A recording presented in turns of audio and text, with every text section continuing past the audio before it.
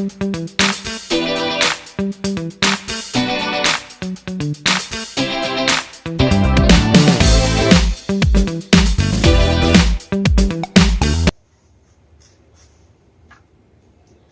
everyone, welcome back to my channel. If you're new here, welcome, and if you're a returning subscriber, thank you so much for clicking on this video again. So as you can see from the thumbnail, we'll be creating this very wonderful, amazing, simple shirt with a collar, and I'll be using this African print. I don't know, my love for African prints lately is out of this world. So this is popularly called kente fabric. It comes in different quality and sizes and color. So as usual, this is the measurements that I'll be working with. The shoulder, bust, waist, hip, and then the shirt length. I have my tape rule, scissors, chalk, and essential rulers. So let's get right into the video. So I have about 1.5 yards of fabric here, or it's not up to, but it will do just fine for what I need it to do and to do. So here we're going to start with the front block. So first things first, I always like to mark out a selvage end. So folding of this particular fabric for this shirt, we'll be folding inwards this way on the wrong side with the highest or the biggest measurement rather. So the biggest measurement here is the hip measurement, which is 39 inches. That's the hip circumference, which is 39 inches. So we're dividing it by 4 and then we're getting 9.75. But remember, it's a shirt and it has a collar, so we're going to be adding the button allowance, which is 1.5 inches, and then I'll be adding 1 inch for sewing allowance and 1 inch for ease as well.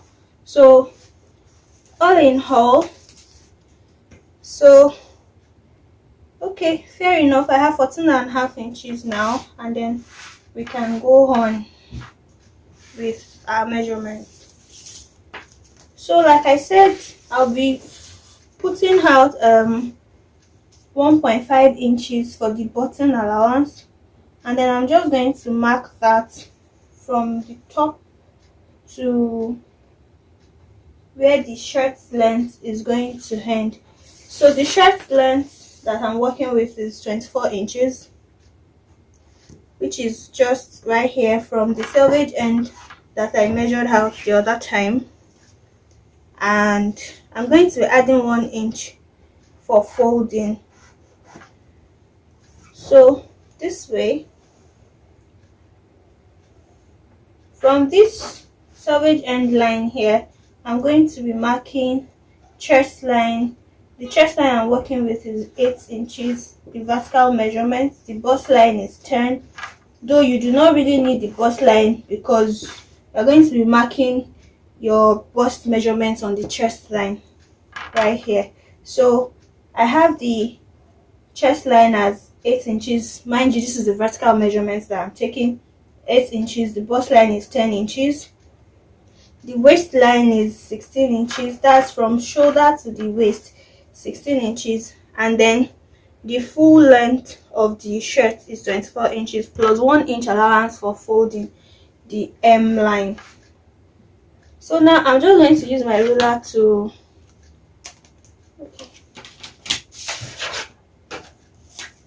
draw out these lines.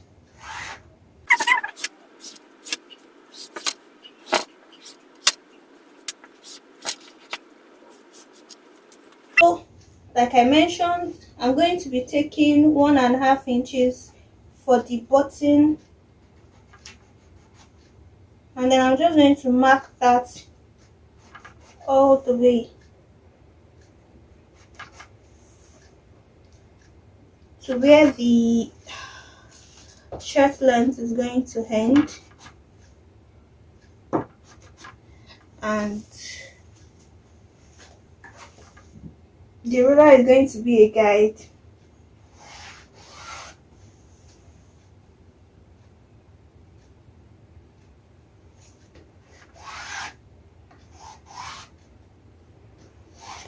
Alright, so here we are. For his, you can decide to fold this in like this, just so you don't get confused. But since you've ruled it out, when you fold this in, you can put a little pressing on it, or you can iron it flat out, and then you take your measurements that is remaining. So,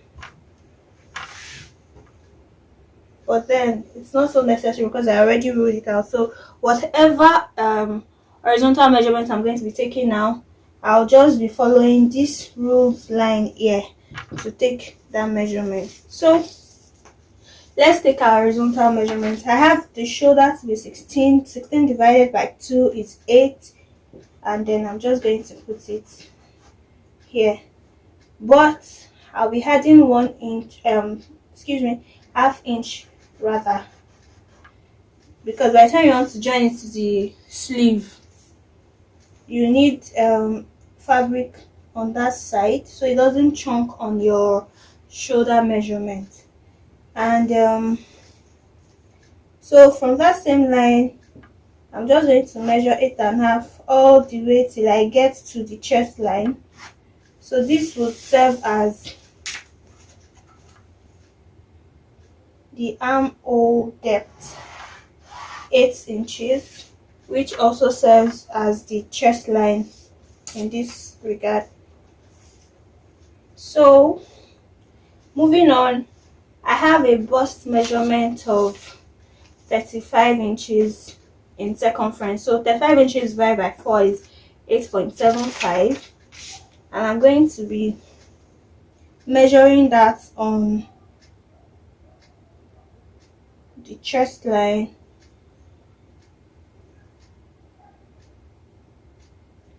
which is just right here. So I'm going to add 2 inches extra, and these 2 inches serves as 1 inch for ease and 1 inch for sewing allowance. So what I have here, I am going to transfer on the bust line as well, so just this way.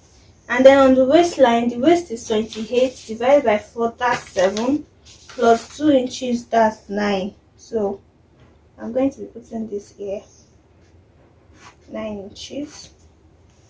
And then on the hip line, we have, like I said, it was what I used to fold before. It's the biggest measurements on the block, and then that's 39 inches divided by 4, which is 9.75, plus 2 inches will have 11.75. So I am just going to be placing that here. Now I'm going to be using this ruler to join all the points together.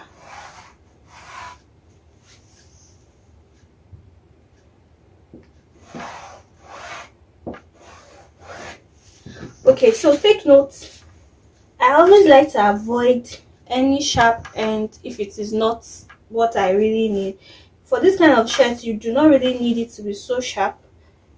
Already we are adding his to the shirt, so I'm just going to curve it out a bit so it doesn't look so sharp, and then it goes all the way to the shirt length. So now, because it's a female shirt, you can have it straight, you can have it bent, you can have it curved. For purpose of this tutorial, I would be preferring to have it in a curved form, so I'll be going up by 2.5 inches, and then I'm going to be using this curve ruler to connect it to the baseline here, such that it gives it a very nice edge.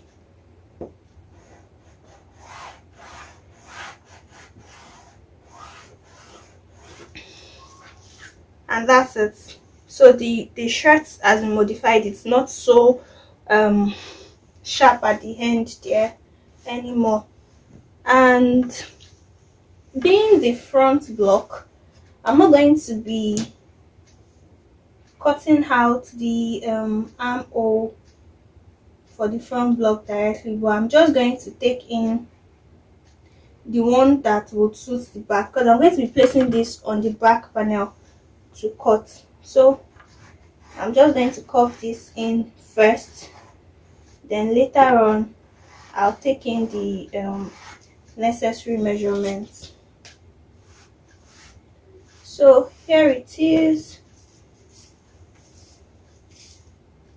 and then I can cut it off for now before I insert the neckline.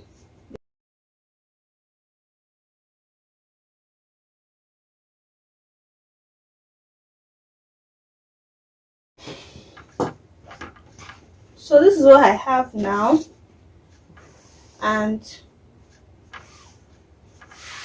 this is the folded part for the button hole and button points. Now I'm just going to move ahead and then use this panel to cut the back panel. So now I'm going to place the front block on the back panel block, and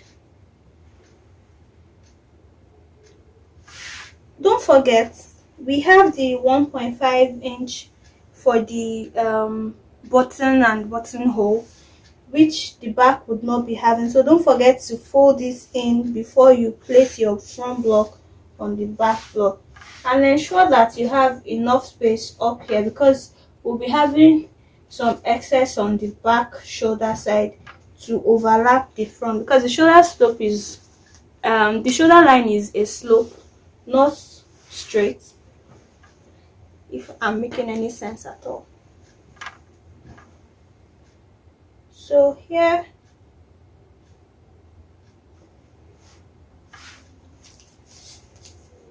on the front block, I'm going to be coming down by 1 inch from the shoulder line, and that 1 inch I'll be connecting it to the tip of this folded part for the button and buttonhole. So it will be connected in a slopy way, because like I mentioned, the shoulder isn't straight, it's in a slopy way. So you can just cut this out first, just so it doesn't confuse you, and then you can see the effect of the slope right there. But not to worry, it's not cutting short of our measurements for the chest line and the shoulder and the armhole depth, because we'll be replacing that 1 inch on the back panel. But before you do that,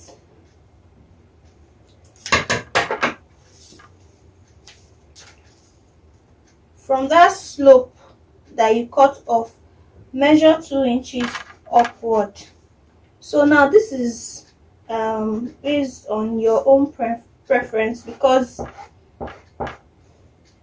you want to determine how much of fabric you want to fall on the slope. Shirts are usually not standing on the shoulder, they are usually in a slopy form. So I used 2 inches here because I cut off 1 inch from the front part. So by the time it's overlapping, Let me cut it out first.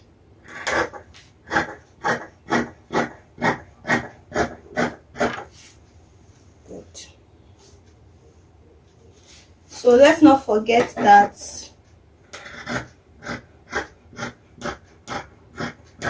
the armhole shape here is the back armhole. So I'm just going to trim that out like so, and then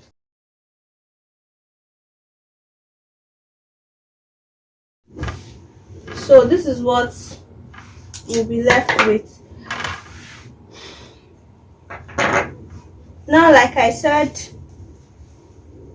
I need to shape out the front armhole. So I'm going to be going in by 0.75 inch, just somewhere around the middle. If you check, this is 8 inches, and then at 4 inches, which is the midpoint, or at most 4.5 inches. So you go in by 0.75 and then you connect it to the curve. This would make the chest area relax so well. Mind you, this is only for the front armhole. Maybe I'm going to do a tutorial on how to draft a perfect armhole very soon. So you can see the difference. The front armhole goes in a little bit more, and then the back armhole retains its size. So now, like I was explaining earlier, this is going to lap this way, and then you can see it's lapping with about half an inch. So by the time we sew with half an inch, there is 1.5 inch left, and that's just about enough for a shoulder slope for this shirt. So now I'm going to mark the neckline, and I'll be going in with neck width of 2.5 inches on both back and front. On the front block, I'm going down by 3 inches neck depth,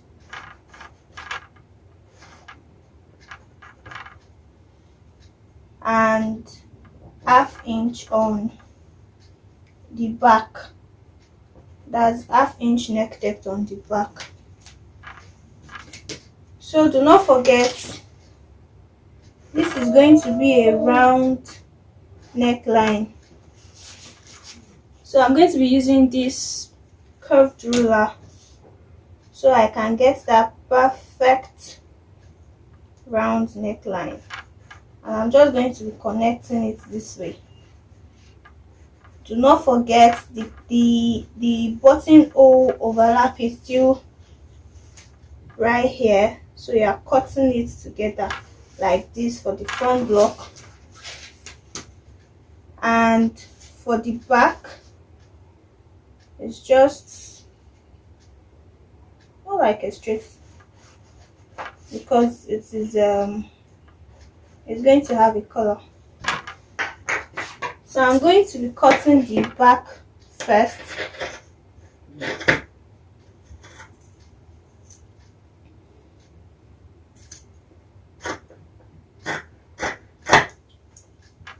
This way, and then don't forget to separate the front from the back before you cut the front neckline. And then this is what we have.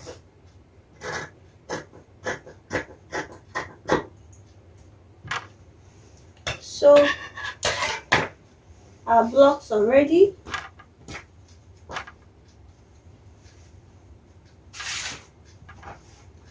This is the back panel.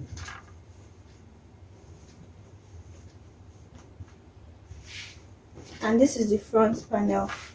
So right here at this folded part, I'm going to notch it so it will show me where the folding is going to end, and I'm going to do the same at the bottom as well. So what I did here was to cut open the front part of the button and buttonhole, then place them side by side before continuing with the video.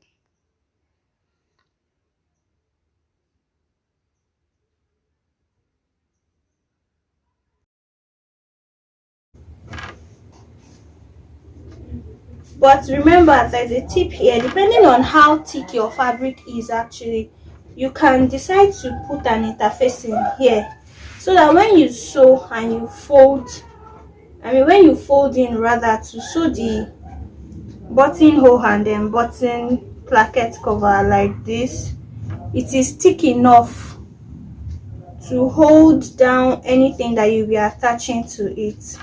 But I'm using a medium weight fabric, and I think it's thick enough, so I would not be adding any interfacing to this. So let's go and sew. So sewmates, I've gone ahead to join the back and the front blocks together.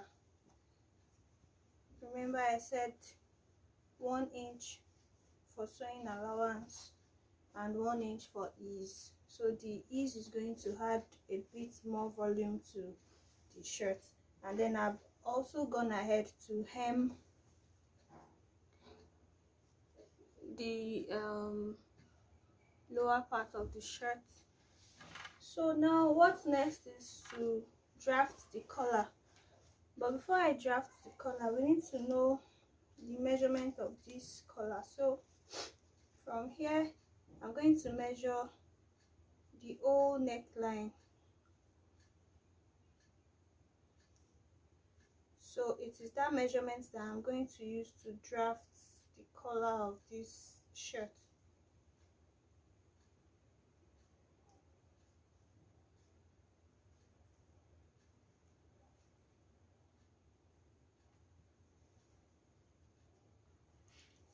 (16, 17). So what I have in total here is 18 inches. So I'm just going to put this aside first.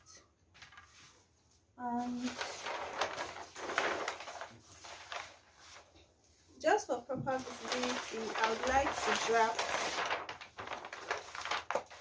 the collar on this pattern paper. So right here, I'm going to be drafting the collar and the collar stand. So the collar stand is going to be 1.5 inches in height, and here I'm just measuring it up while I use the ruler to connect the dots there together. Then from the round neck that we measured the other time, which is 18 inches, I went ahead to mark 9 inches as unfold, so that when you open up it will be 18 inches. Then I marked the midpoint, and then I went up by half an inch from that angle at the tip there at the open end, using the curve ruler to curve it out. That way it gives the front part a proper fold, and then it relaxes well on the shirt.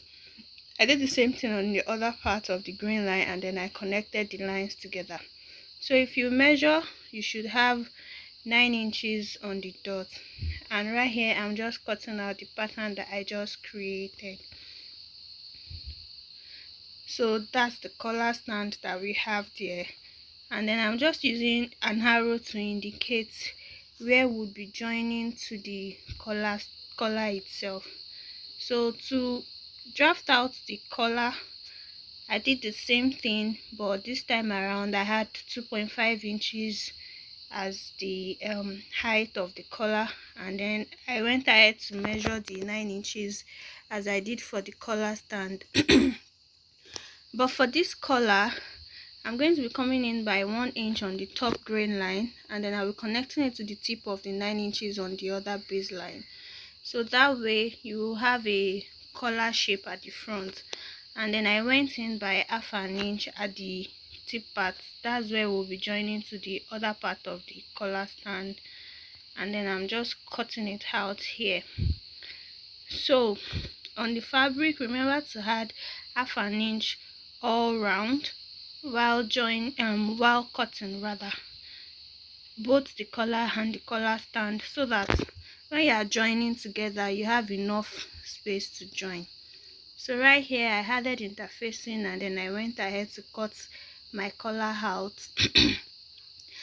I've joined the collar together, that's the two pieces of each sample, and then I'm sandwiching it together at this point to make the collar. So this is what we have as a sandwiched collar, and then we're just going to go ahead and attach it to the shirt.